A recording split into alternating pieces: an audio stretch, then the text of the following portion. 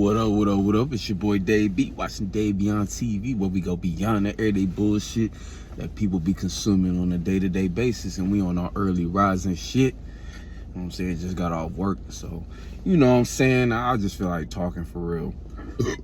But I did have, but I did have a couple video topics. It's weird because I be trying to make like videos on topic, but a lot of times I just like to talk about life in general. But I guess it all coincides and stuff like that. So part of what I wanted to talk about was gonna be echolocation. Matter of fact, that brings me to this point. I'm about to start going live and shit like that. It's long overdue.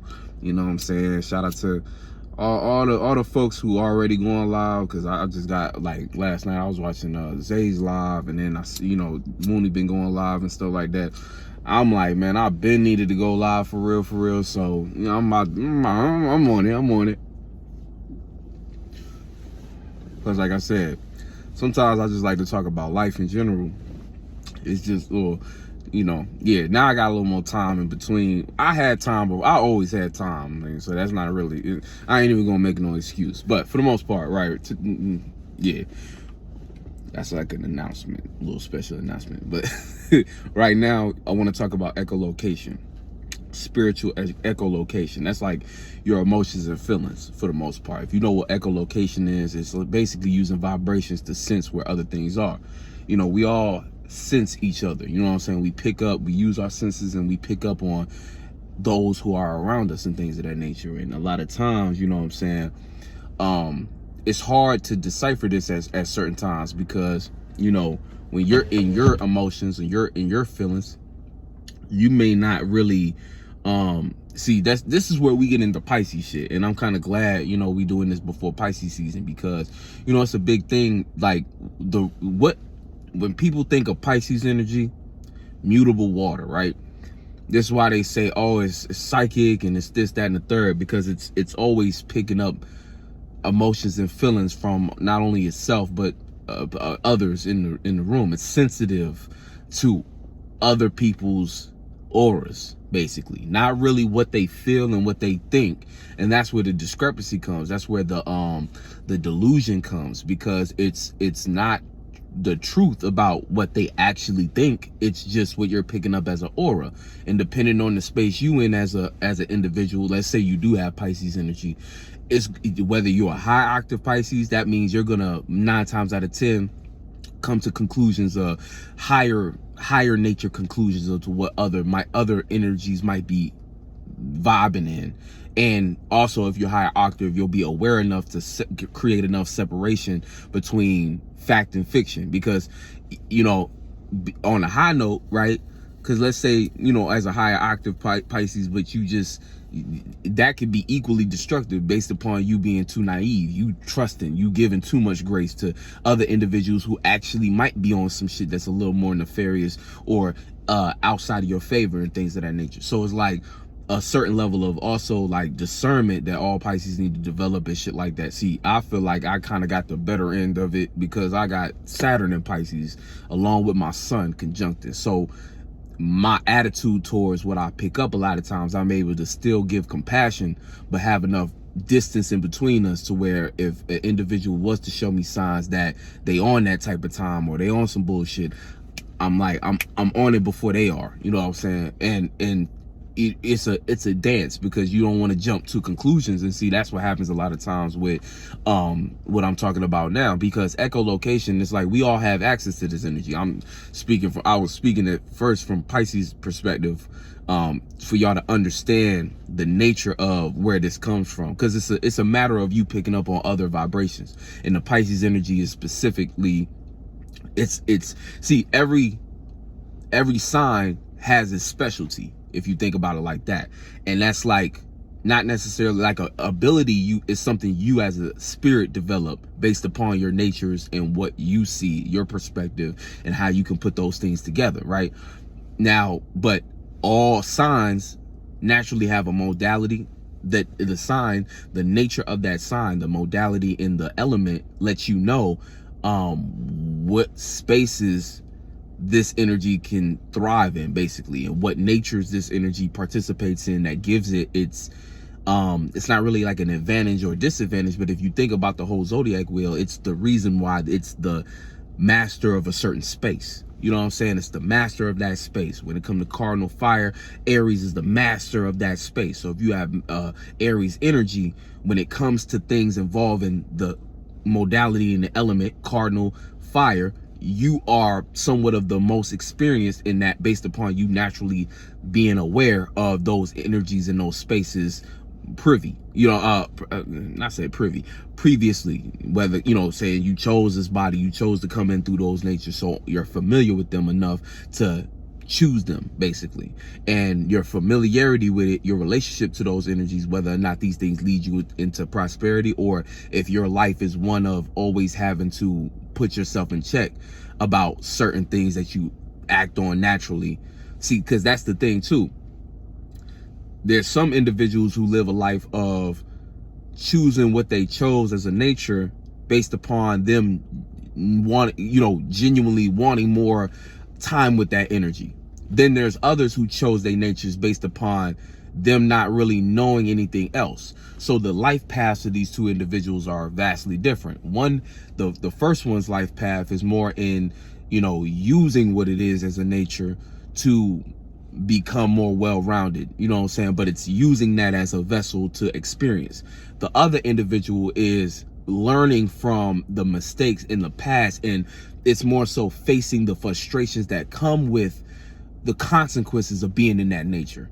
I don't think a lot of people understand that either, because you could look at one person, everybody different, so everybody going through different things, but it's a spectrum between those two energies. Either you came here knowing you chose these energies, and and again, you live a life of frustration regardless. So it's not so much like you only agree with your energies or you always disagree, but y'all know it's sometimes, and again, I think everybody different.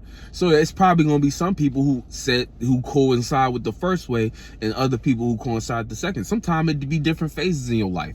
Early on in life, it might have been cool to be in your cardinal fire natures or your fixed earth natures. But as you get older, you realize, you know what, that actually leads me to some dark moments. I didn't actually see that things could be different outside of that, and now that I know, I see where I could actually improve my life. And see, that's how we all should kind of be on some level, as far as willing to expand beyond our natures and things of that nature. And see, part of how we expand, right, you can completely separate, or you can actually experience other energies, and I mean, honestly, separating from your natures at times on some spiritual shit. This is where you're going down your spiritual path. A lot of times your spiritual awakening is you finally coming to a space where you're observing yourself.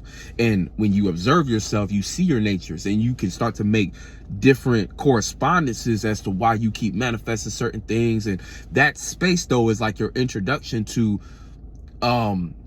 you know what I'm saying? It's that awakening that everybody talk about. It's really like, if you think way back to the first time you kind of had those kind of thoughts, and how it separated you so far from what you were so familiar with. And that was the moment nothing ever became the same, because when you came back into your space, the information you had was too expansive for you to even feel comfortable in your body. And that's why that a lot of those early years of your spiritual awakening be so shocking, because here you are not even comfortable in your own body, based upon the awareness you developed when you separated from the body and actually reminded yourself you was a spirit that's not actually this thing that we done put together to collect information and to relay messages and things of that nature. That's all this body is. It's a vessel. It's something to help transport information. That's why, on some degree, all of us are teachers. This is the whole reason why each one exists, and why it works the way it works, because we are all carrying information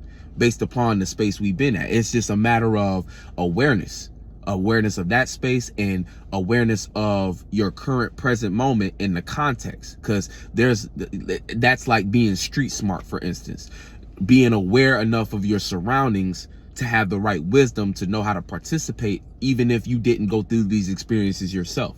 That's part of street smarts, aka I could see, if I'm walking down a side of a road and I see two dudes up the street who pacing with me, and I see another person up the block who keep eyeing me, I have enough sense to at least do something about my surroundings and not just go along with things based upon me being too in my mind or too inexperienced. Like somebody who's not street smart, they might be book smart, so they might just be like, well, you know, they could be just walking down, you know, it's oblivious to certain things. You're not even paying attention to that. You're more so paying attention to, oh, it's a nice sunny day, you know what I'm saying? Like it's a different thing on your mind, or you might be thinking about something that's a little more in the world or a little more just naive and things of that nature. Like that's probably not even a helpful, I don't know if that was a helpful allegory or, you know, but for the most part, y'all feel what I'm saying. Like, that's really what makes it. It's about awareness, you know what I'm saying? And when you have the right well, it takes awareness and it takes perspective.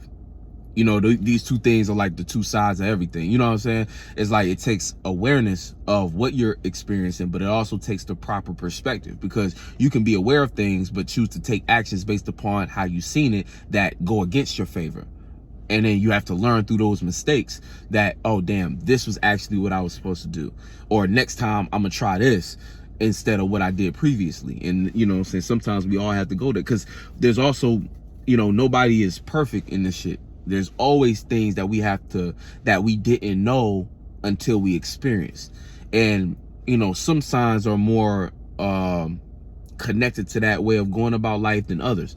You know what I'm saying? Like if you got more air and earth, you might be more predicated upon to getting all your information ducks in a row before you even feel like it's appropriate to participate in things. But a fire water sign, a lot of times, can't know until they touch the fire. I can't know until I jump in the water. And then from that perspective, you know, they have to, you know, water has to soak in it. Fire has to kind of grapple with it, you know what I'm saying, fight it in a sense, or you know, maybe even resist it. That's why, like, even if you have a lot of fire in your chart, a lot of times your way of connecting is to disconnect, or it's to combat things. You know what I'm saying? You might be it's like you might not be necessarily hard-headed, but you're combative in your perspective. You know what I'm saying? Like it might come off as defensive, but it's really offensive. Or it's really, I guess it is defensive, or it's more like it's reactive, I'll say. More reactive, you know what I'm saying? Where it's like, I was cool into my space, but then when things started to interfere with that, I had to react to it. So it's not really in defense. Like water more so be in defense mode, because it's already in its bubble. If you think of water being like kind of soft on the outside or easily penetrated, you know what I'm saying? Pause. You know what I'm saying? I know that's weird. You know what I'm saying? But you think of water and stuff like that easily, you know what I'm saying? It's already sensitive.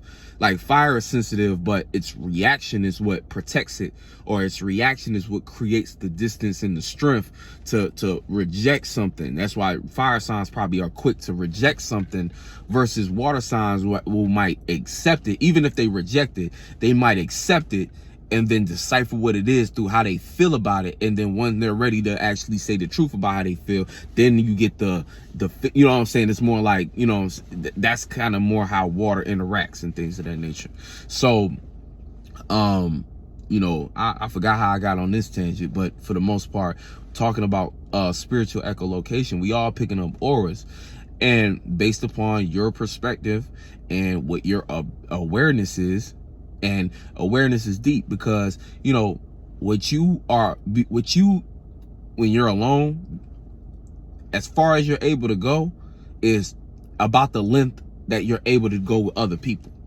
And that's a big thing too, because you might be a spirit who done went certain places that you done gathered enough understanding to have grace in certain areas of compassion, or just a overall overstanding of it to where you could be a lot less emotionally connected to it. Because like I was saying before, I think in the previous video, emotions is what anchors you down a lot of times. So by having more awareness, you are less likely to let things anchor you down, because you can see further. You're able to kind of see the whole context. Like instead of being in the water, you're able to be outside of the body of water, where it's like now it's in a cup. That's like the whole water bearer energy. It's like why even when you think about Aquarius, they say far out, you know what I'm saying? Because it's expansive enough to actually see the cup, you know. And this is what even the nature of Aquarius is, being alienated or so far removed from things. Black sheep energy, where you know what I'm saying, based upon their ability to go far in their mind, you know what I'm saying, and that distance that they go in their mind, it can be in the wrong direction. Because see, the nature of Aquarius being fixed, it's fixed on one thought or organization of thoughts. If you think about it being fixed in that, that means like, it's not like Gemini, which you might criticize Gemini for not being deep, being too surface level, because the nature of Gemini is to be air but mutable. So it's on so many different thoughts that a Gemini could be highly expansive, but in those various topics that they've indulged in, none of them have reached the distance or gone deep enough to be considered intellectual. It's more so just a conversation piece, a conversation starter, but it's very surface level. It's like the ability to be at a party and feel comfortable saying, hey, what's up? What's your name? Oh, my name is this. What do you do?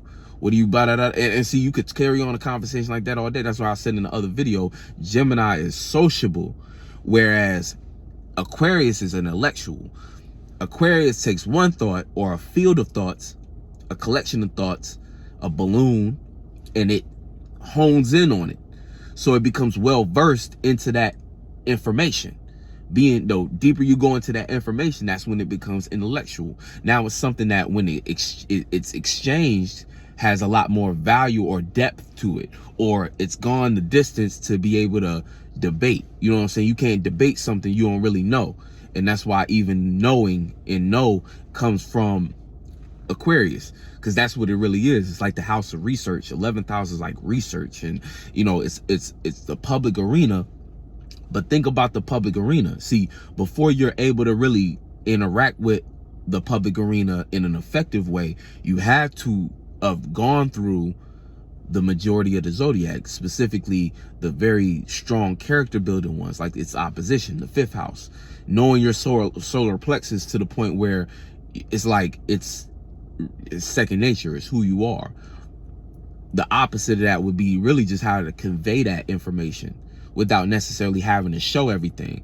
You can convey it. You can put it in a concise summary because you've been around the block so many times. You know, it's a language now. It's a language. Who I am, not only do I express it, but I've developed the language and the knowing of myself.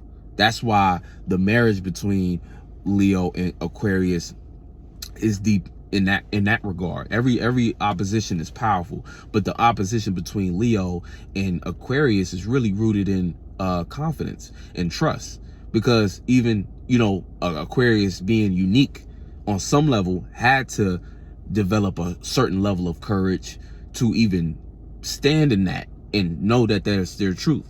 You know what I'm saying? So when you think about you know, that relationship, and even in today's times, like what we're going through now, the current transits, that's really a lot of the root of this new moon. It's like you have to be willing to stand on those collection of thoughts, those thoughts and feelings you associate with people, places, and things, all things encompassing that you're associating with. And instead of emotionally reacting to what you may not have anymore, or what you may miss, or what you may disagree with, or what you might even fear at the moment, we have to put those emotions aside for what our truth is and what we know to be true, and what we know is the right thing to associate with. And again, you might not know you might question the right thing. You know what the right thing is, but you question it.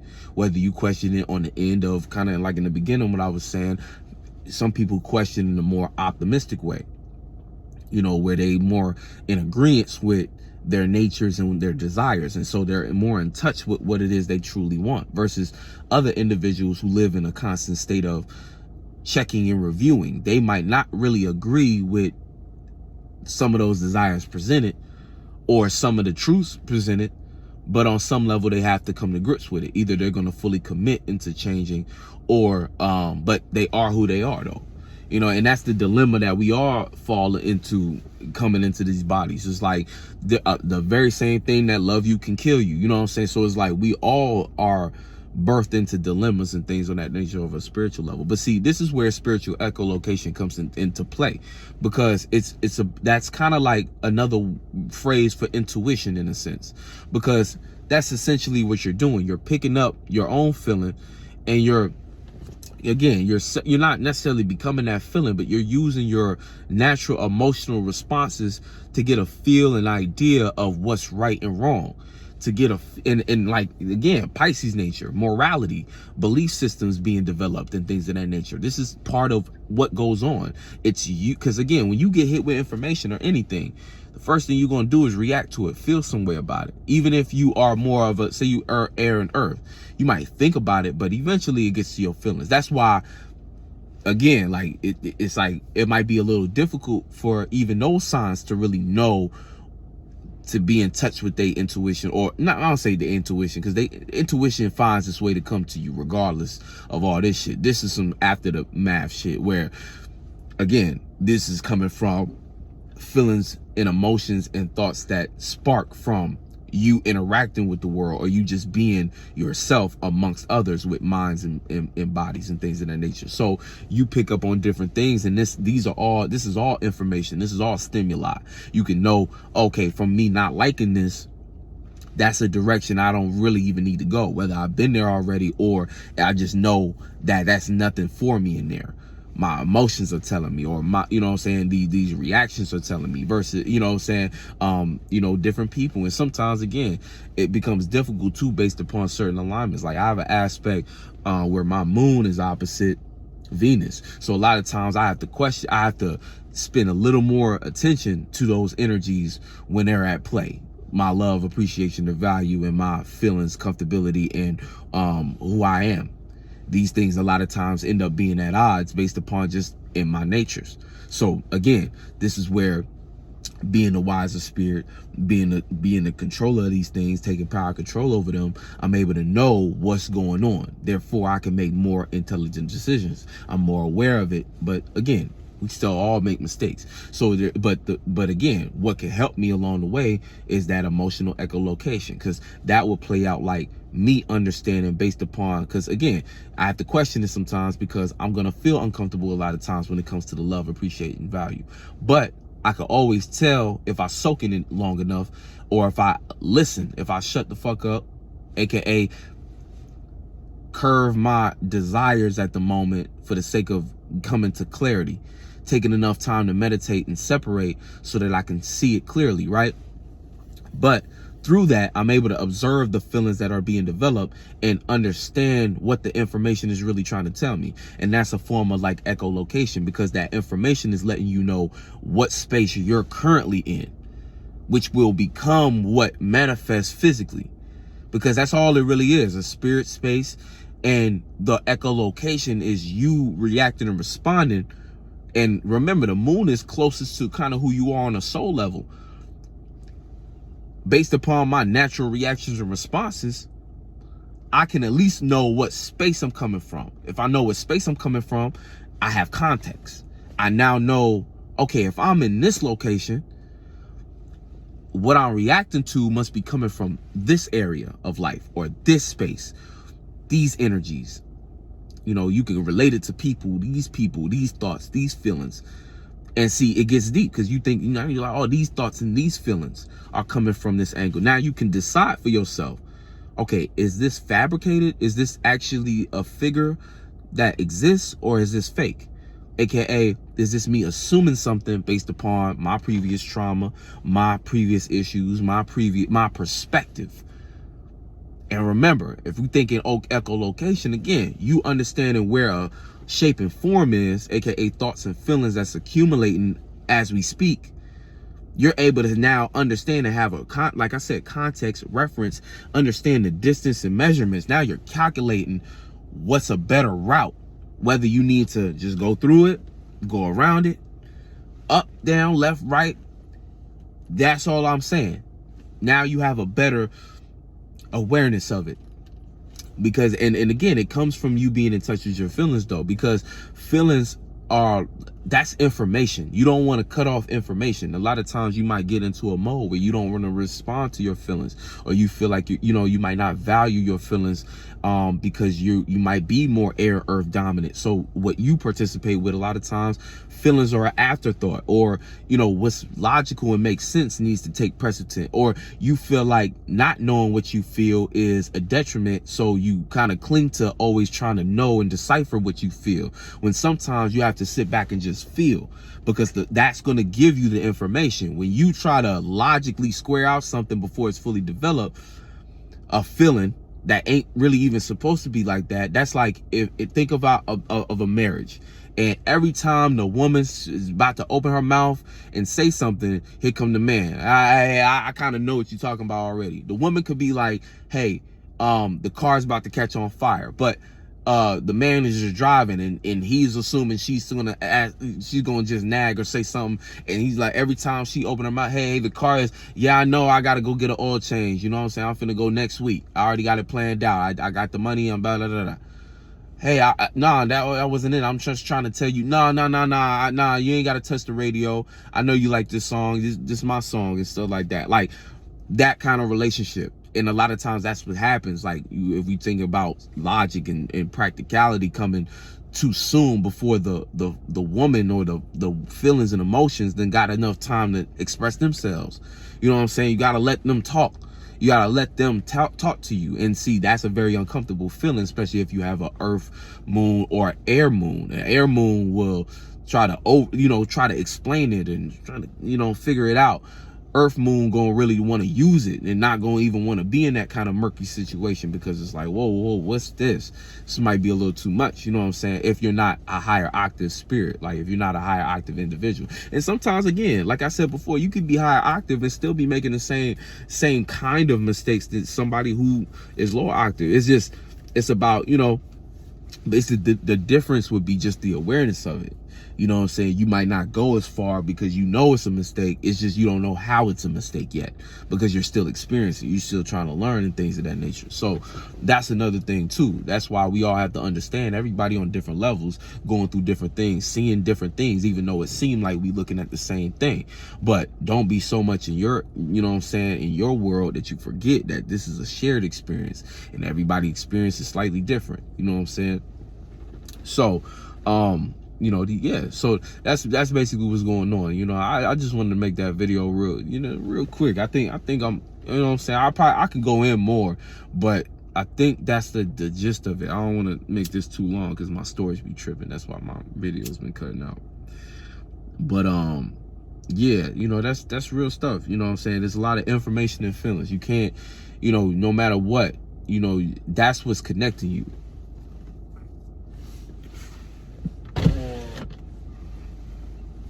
Even when we talk people, places, and things, you know what I'm saying, that's what's really connecting you. And think about it, when you have a connection with somebody, that's you being able to feel them out a little bit more, and that makes you more comfortable with them. So that gives you an idea too about relationships and just interacting with people. And when I say relationships, I'm not really romantic falls into those categories. When I'm talking about anything, even business partnerships, even though that's business, connection, what do y'all connect on? And I think that's important too, because even with this Aquarius energy, Pisces is on the other end of that, and Capricorn. So it's a sense of knowing how to, understanding those are the two sides that we're able to see right now, and that's giving you an insight on the opportunity you have to pick up on the information and play out the transits currently going on, because based upon how you play them out, that's you getting more familiar with your own magic, and you coming into new awareness of new possibilities through new abilities you're able to develop. And that's what the important part of participating in life is, because if you're not participating in life, you taking the easy route every day, and let's say you got goals and stuff like that, it's cool if you ain't got no real goals and stuff, you just trying to be a supporting cast, okay, cool. But if you really got goals and stuff, you're not gonna grow for real.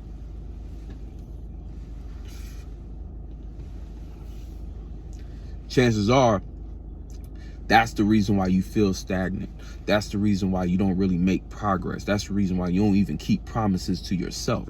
And we gotta stop breaking our own hearts in that way, because you break your heart low key every time you got a goal, mission, dream, and you give up on it, knowing damn well you really ain't tried your best. Like, it's different if you tried your best and life showed you that something else was in your path, but that's an exchange of energy. When you got a dream goal and you chose to give up on it, but you know you ain't even give it your best try, it's still a mystery. It's still a unfinished answer.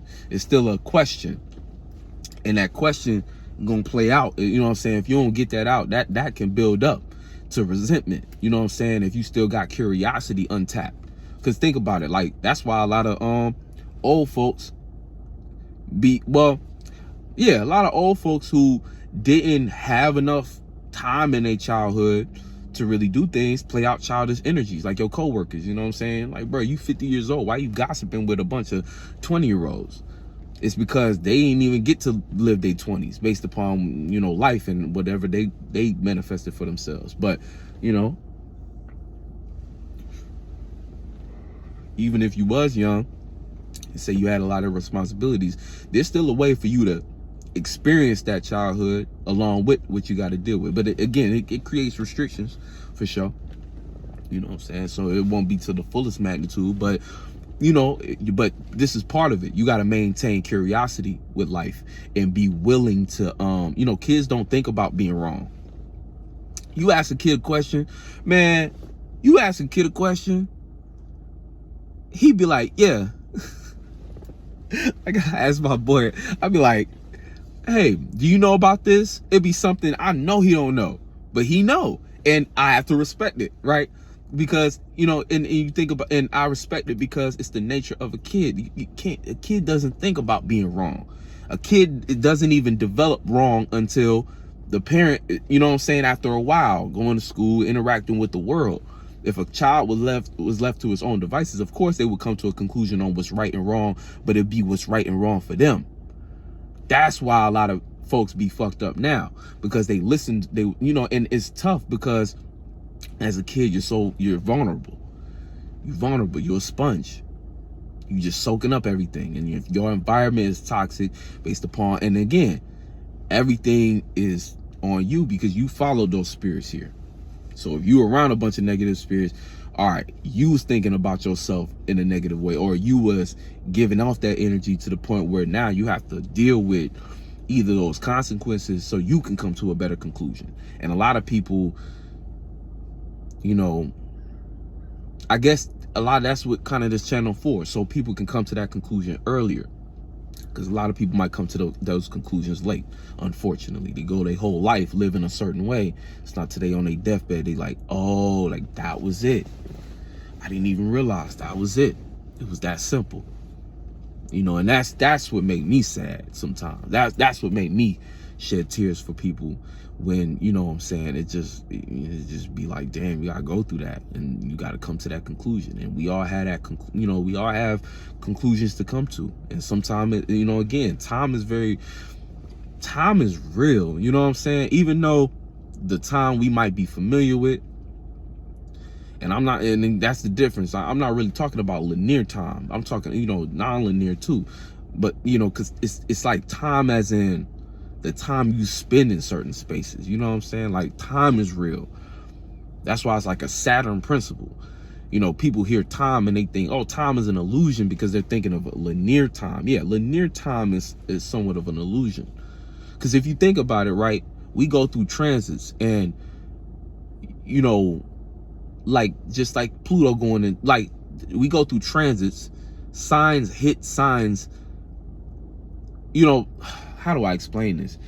It's like how there was a time before when Jupiter squared Uranus in Taurus, right?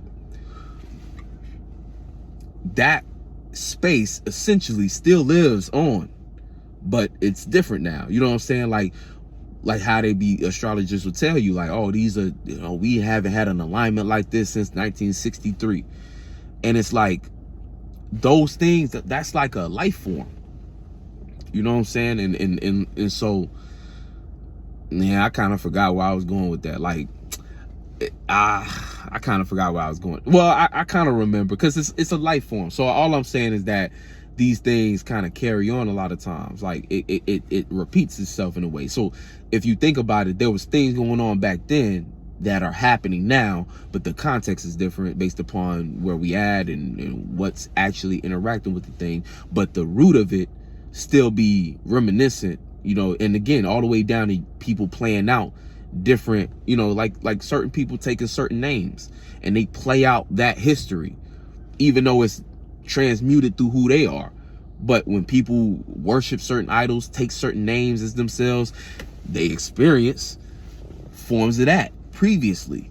So it's kind of like that's all I'm saying. Like, you know what I'm saying, where it's like non-linear. That's non-linear time, because, you know, and again, based upon how much time you spent in it, based upon the spirit being in a space, you was in a space for a certain amount of time. You know what I'm saying? And that's what I mean by time is real. I don't know if y'all really get it. I'm again, I need to go to bed, man. I'm coming off that overnight shift. But anyway, much love. I'll catch you on the next one. Yo, we got the casting call for the creative pop-up. So, you know, I'm gonna put a flyer out, but I need to just make a video. I'm gonna make a video separately for it, but I want to put it in this video so that the message can at least be out. And so basically, you know, if you're not familiar, we have a thing called Creatives on Vacation, that we're, you know, going to take a trip with some content creators and things of that nature, and we're shooting a show. You know, so we're doing an open casting call. And see, honestly, if you're interested in being any kind of film, television, web series production, right, you might as well interact with the form. I'm gonna put a Google form down here, and it's just gonna kind of be, at least, so again, say you aren't able to make it to the pop-up, but you still want to be participated out. What I want to be able to do is look through, you know what I'm saying, you'll be in the basically in our files, so that when we do have a production in which, you know, is open, we can message you, or if you fit what we're trying to do at the moment, or you're in the space that we in at the same time, then we can reach out to you and we can make that connection. Because you know, we doing it big. This is gonna be the first actual, you know, subconscious production. You know what I'm saying? I don't say all that, but like, I mean, well, yeah, I mean, real shit. It's gonna be the first subconscious community involved project where we actually be able to put it into you know, make an actual full-length production. You know what I'm saying? I don't even want to talk too much about it, but that's all I'm gonna say. You know what I'm saying? I probably said too much on some air sign shit, too much air. But for the most part, you know what I'm saying, we are putting out a casting call. But like I said, even if you can't make it to the pop-up coming in May, well, April, then, you know, we still want to have you on call for other projects that we might do.